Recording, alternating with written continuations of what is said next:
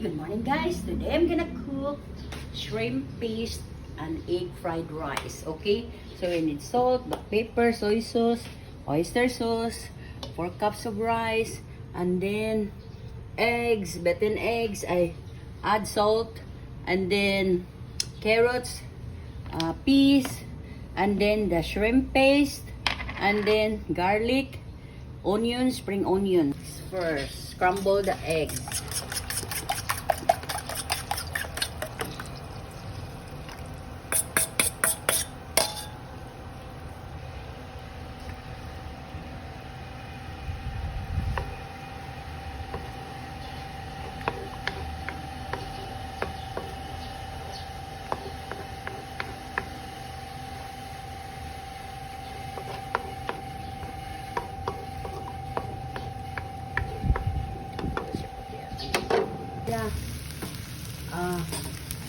Set aside this one first, guys.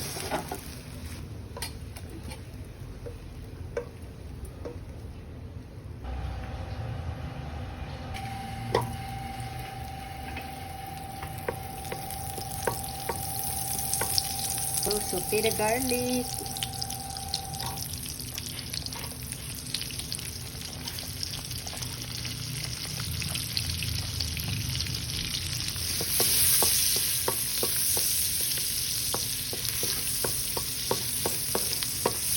Okay guys, so the garlic is already cooked. So this one, we're gonna saute the white onions.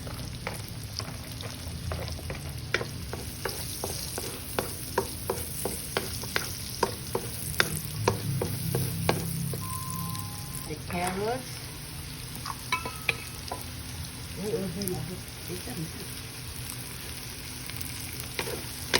Okay, and we add the carrots and peas. We're gonna add the rice.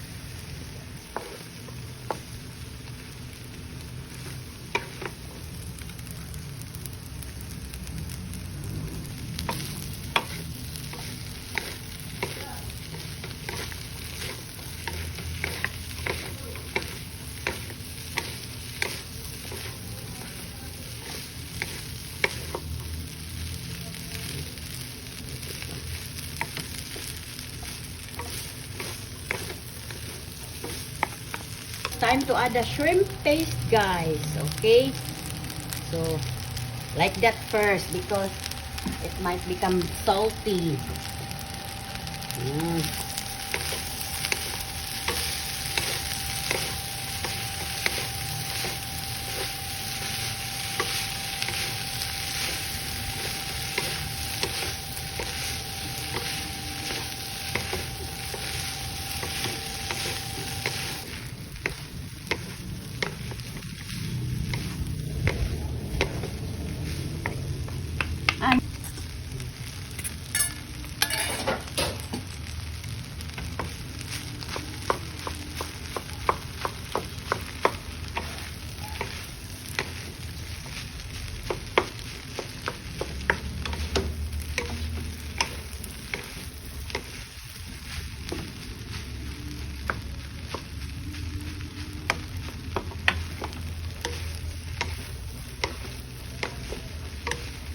Okay guys, so it's done, but we're gonna simmer for how many minutes so that ang shrimp paste, ang uban ng mga ingredients mo absorb sa rice. Okay, so we maybe 3 minutes. Okay, and we'll be right back, guys. So our shrimp paste and egg fried rice is done.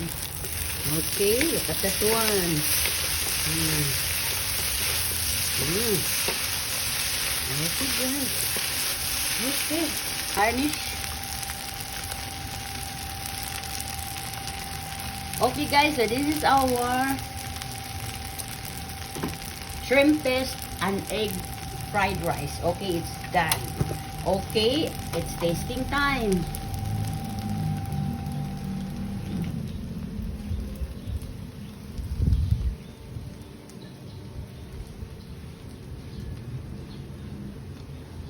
Mm.